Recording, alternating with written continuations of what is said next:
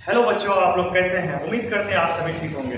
आज का वीडियो बहुत ही खास होने वाला है क्योंकि आज इस वीडियो के माध्यम से हम बिहार बोर्ड का चैप्टर 1 मैथमेटिक्स का बहुत ही खास क्वेश्चन लेके आए हैं। तो आपको फाइनल एग्जाम के लिए बहुत ही महत्वपूर्ण क्वेश्चन होने वाला है। जैसा कि आप देख सकते हैं, हम chapter 1 final exam Bihar board 2025 के लिए मैट्रिक एग्जाम के लिए वेरी इंपॉर्टेंट क्वेश्चन लेके आए हैं। ठीक है, यहाँ हम 10 क्वेश्चन लिए हैं चैप्टर 1 से। इसी 10 क्वेश्चन से फाइनल एग्जाम में पूछने वाला है। अब आप अगर इन 10 क्वेश्चन को बना लेते हैं तो उम्मीद करते हैं कि फाइनल एग्जाम में इस चैप्टर से आपका क्वेश्चन बिल्कुल नहीं छूटेगा। ठीक है, तो आप शुरू से अंत तक बने रहिए। और एक बात, आप अगर चैनल में नए हैं तो सबसे पहले चैनल को सब्सक्राइब कर दीजिए, शेयर भी कर सकते हैं और वीडियो को लाइक कर दीजिए। चलिए अब बिना देर के हुए शुरू करते हैं। आप वीडियो में शुरू से अंत तक बने रहिए क्योंकि आपके लिए बहुत ही खास वीडियो है ये। जैसा कि आप देख सकते हैं, पहला क्वेश्चन हम यहाँ पे लिए हैं 306 और 657 का आपको दे दिया है एसएफ 9। तो बोला है कि एलसीएम ज्ञात करें। 306 और 657 का एसएफ 9 दे दिया है, आपको एलसीएम निकालना है। तो दो संख्या है, हम यहाँ लिख देते हैं। ठीक है, दिया है आपको पहली संख्या, आपको कितना दे दिया वो लिख लेंगे पहले। पहली संख्या आपको दे दिया 306, दूसरी संख्या आपको दे दिया 657। ठीक है, आपको एसएफ दे दिया 9, आपसे बोला एलसीएम निकालें, एलसीएम 1 बोला। ठीक है, तो आपको एक फॉर्मूला बताना चाहेंगे, आप इधर ध्यान दीजिएगा। हम मान लेते हैं एक संख्या, पहली संख्या आपको एक संख्या ए है और दूसरी संख्या आपके पास बी है। ठीक है, तो ए गुना बी बराबर एचसीएफ गुना क्या होता है एलसीएम। या इसी को आप ऐसे बोल सकते हैं, दो संख्याओं का गुणनफल उनके एचसीएफ और एलसीएम के गुणनफल के क्या होता है बराबर होता है। यदि आपके पास दो संख्या है, उन दोनों को गुना करिएगा और उनका एचसीएफ और एलसीएम को गुना करिएगा तो क्या होगा बराबर होगा। आपको इसी को याद रखना है। यहीं से आपको अगर दो संख्या दे दे, ए और बी दे दे और आपको एचसीएफ दे दे, अगर एलसीएम निकालना हो तो आप एलसीएम इस प्रकार निकाल सकते हैं, एलसीएम बराबर ए गुना बी बटे एचसीएफ। आपको एलसीएम निकालना हो तो ए गुना बी बटे एचसीएफ, या ऐसा भी कर सकते हैं, एलसीएम निकालना हो तो पहली संख्या गुना दूसरी संख्या बटे एचसीएफ। अगर आपको एचसीएफ निकालना हो तो पहली संख्या गुना दूसरी संख्या बटे एलसीएम। अगर आपको दो संख्या का एचसीएफ और एलसीएम दे दे और उनमें से दूसरी संख्या दे दे तो पहली संख्या निकालने के लिए एचसीएफ गुना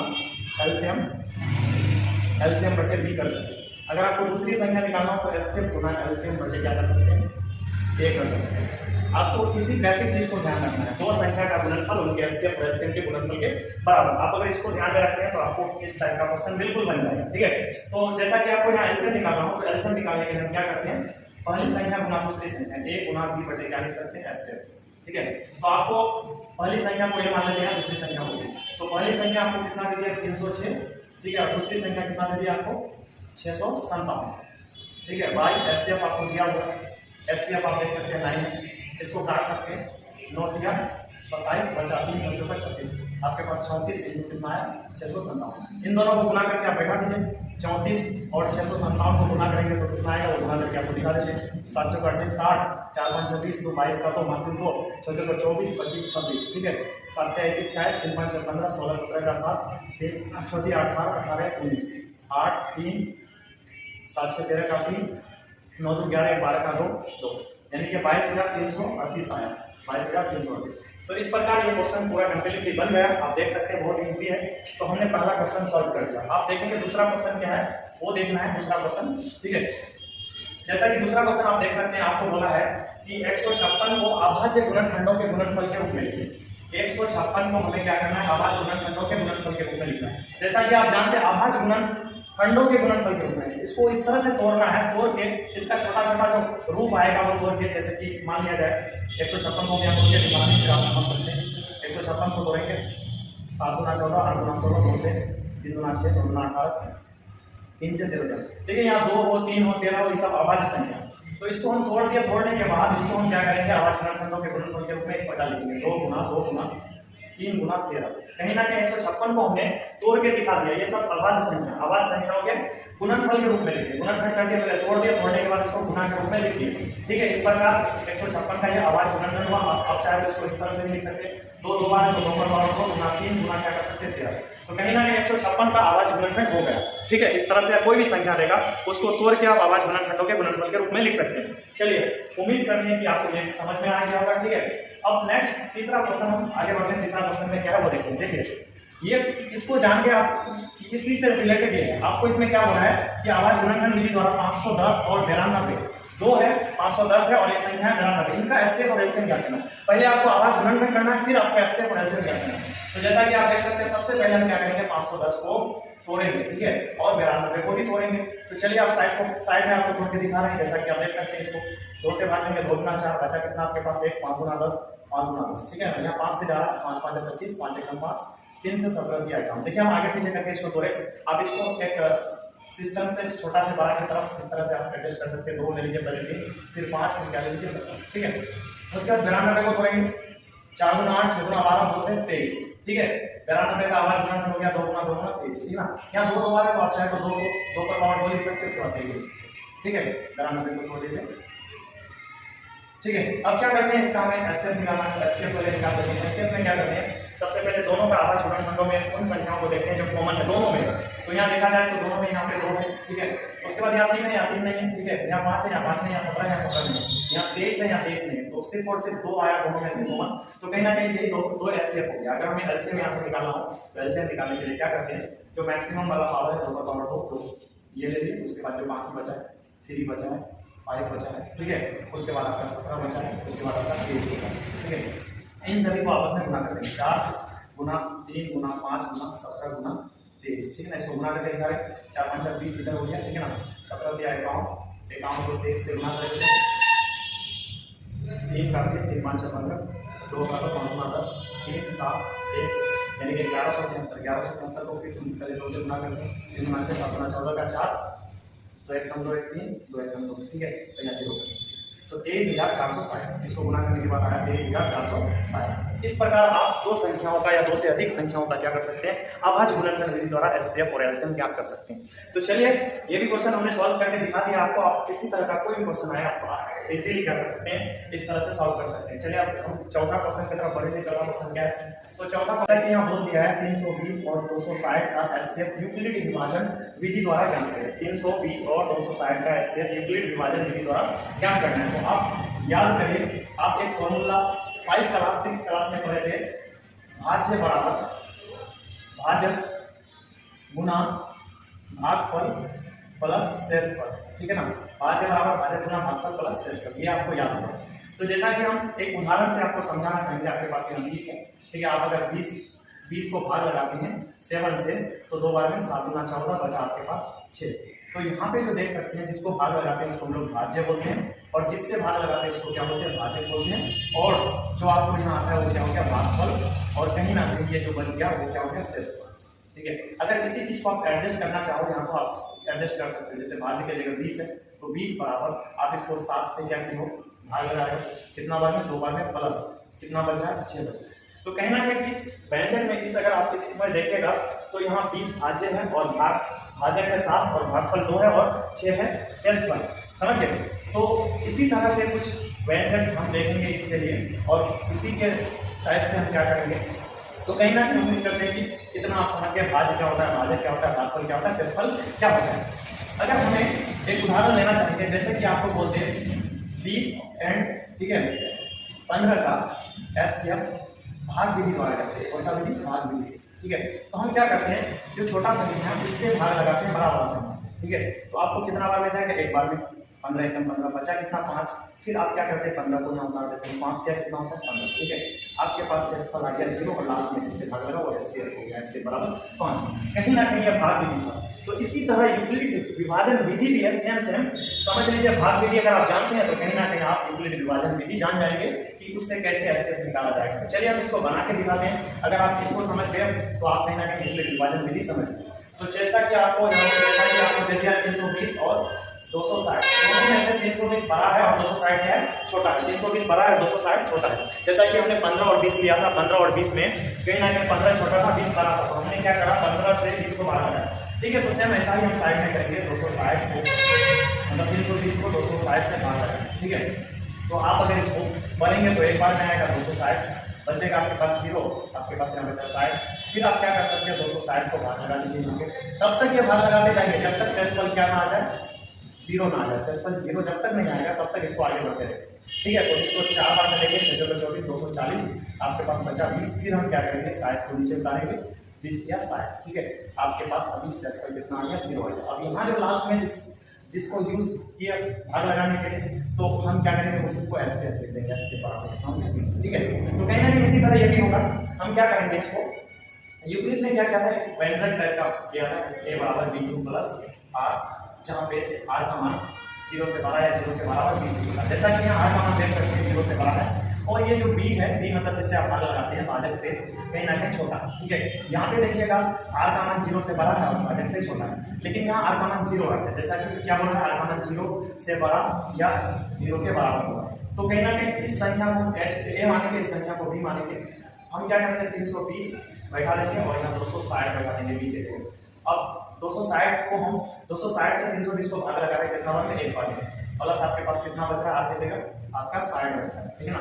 ये कंटिन्यू आगे बढ़ते जाएगा, अब 260 नीचे आएगा, क्योंकि हमने 260 को यहाँ नीचे लिया, 260 को कितना से भाग लगाएंगे, यहाँ 260 ले लिया, 260 को हमने 60 से भाग लगाना होगा, ठीक है। 60 से भाग लगाया कितना बार, 4 बार, आपके पास बचा कितना, 20 बचा। फिर हम 60 को नीचे उतारेंगे और 20 से भाग लगाएंगे, 20 या 60, अभी आप देख सकते हैं शेषफल 0 होते हैं। इस तरह से कंटिन्यू बढ़ते हैं, जब तक शेषफल 0 नहीं आता तब तक नहीं छोड़ते, ठीक है ना।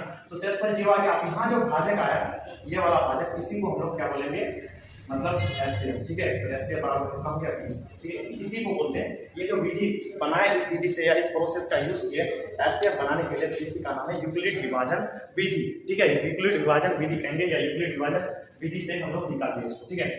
तो उम्मीद करते हैं कि आपको ये समझ में आ गया होगा। आपको इसी तरह का कोई भी क्वेश्चन दे तो आप पहले भाग लगा दीजिए साइड में और शेषफल 0 लाइए और इस हिसाब से एडजस्ट कर दीजिए। भाज्य बराबर भाजक गुना भागफल प्लस शेषफल, भाज्य बराबर भाजक गुना भागफल प्लस शेषफल, ठीक है ना।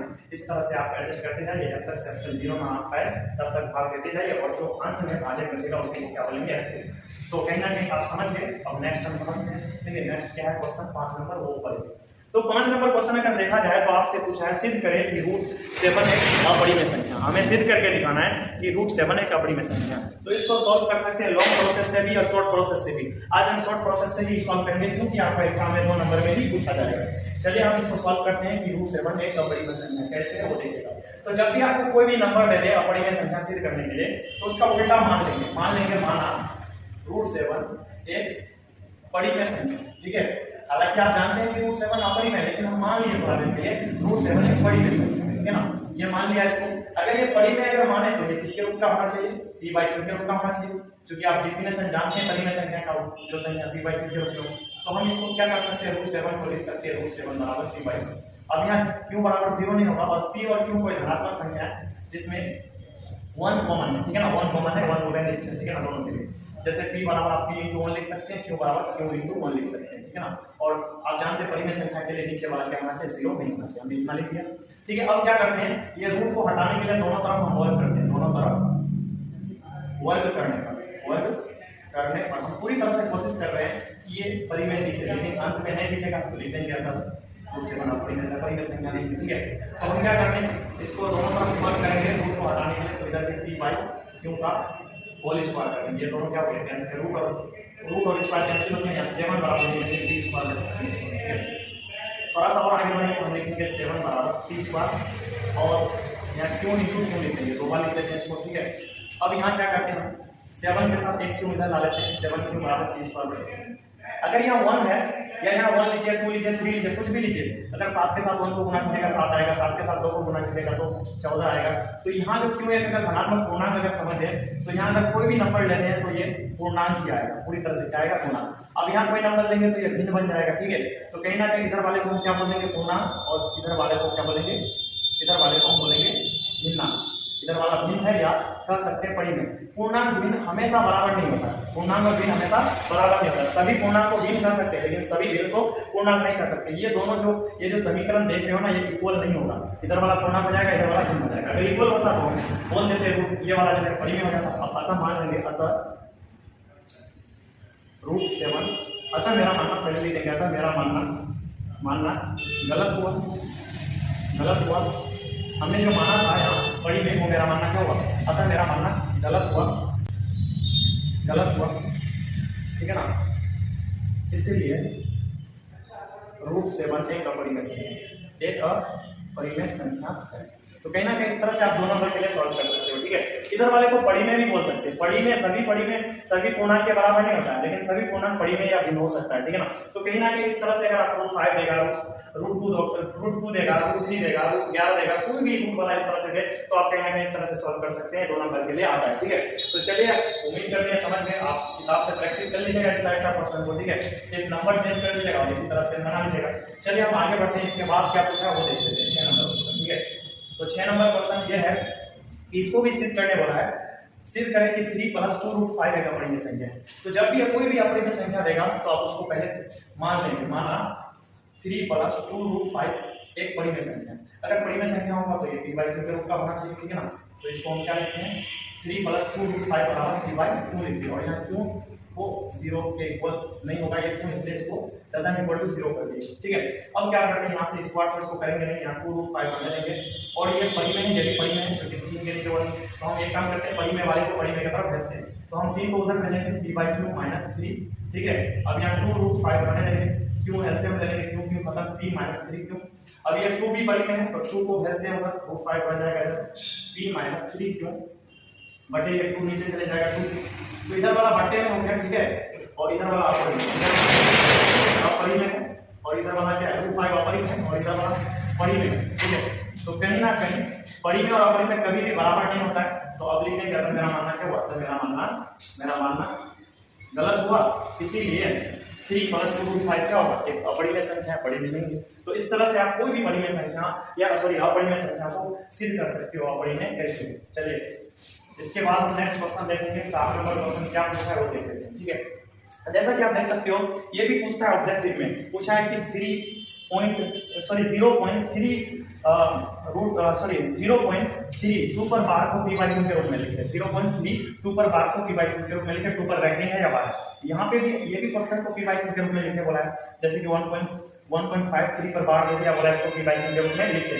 तो हम चलिए 7 नंबर क्वेश्चन को सबसे पहले p/q के रूप में लिखेंगे, जैसा कि इसको p/q के रूप में लिखें। तो देखिएगा इसको p/q के रूप में लिखना बिल्कुल आसान है, जैसा कि आप यहाँ 3 2 देख रहे हैं, तो 3 2 इसको कंप्लीटली 32 बना लेंगे, और देख सकते हैं जिस संख्या पर बार है उससे पहले आपके पास यहाँ देख सकते हैं 0.3, तो इसको 3 समझ के यहाँ पे हम 3 हटा देंगे, और नीचे पॉइंट के बाद जब भी 2 अंक है तो हम 100 लेते हैं, और माइनस से हम 10 करेंगे। पॉइंट के बाद एक नंबर ऐसा है जो फ्री है, उस पर बार को कुछ नहीं है, उसके लिए हम 10 घटाते हैं, ठीक है।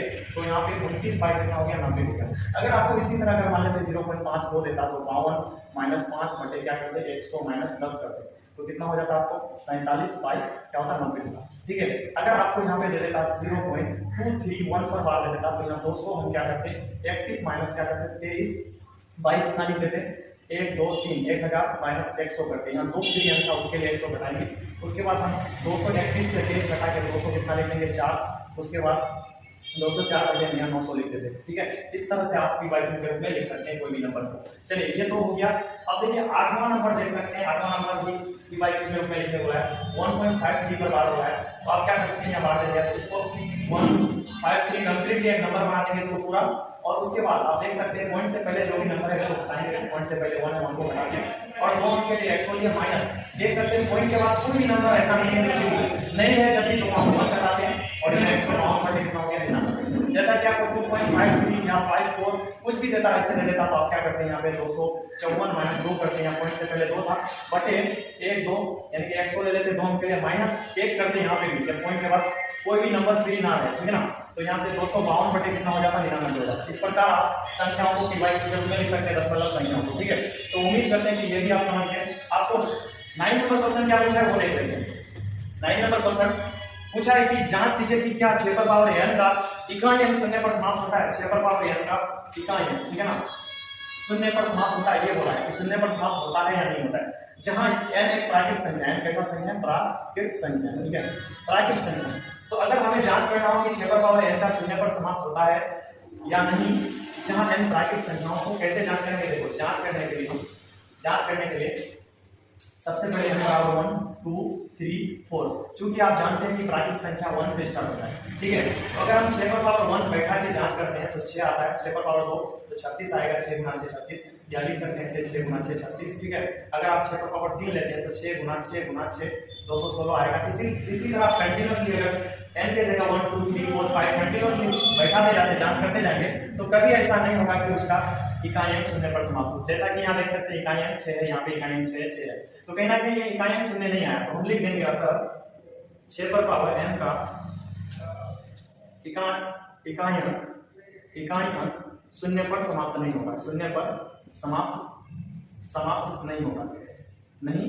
ये लिख देंगे स्पष्ट रूप से कि 6 पर पावर n का इकाई अंक शून्य पर समाप्त नहीं होगा, जहां n एक प्राकृतिक संख्या हो। ठीक है, कभी ऐसा होगा ही नहीं जो 6 पर पावर n का इकाई अंक शून्य पर समाप्त हो जाए। चलिए हमने 9 क्वेश्चन बना लिया, अब लास्ट क्वेश्चन बचा है। आपको पूछा गया है कि बताइए 21 बटे, आपसे पूछा है कि बिना भाग देकर बताइए, लंबी विभाजन प्रक्रिया द्वारा बताइए कि 21 बटे 20 का दशमलव प्रसार कैसा है, शांत है या अशांत है। ठीक है ना, जैसे कि अगर लंबी विभाजन प्रक्रिया द्वारा अगर करेंगे तो 20 से 21 को भाग लगाना होगा।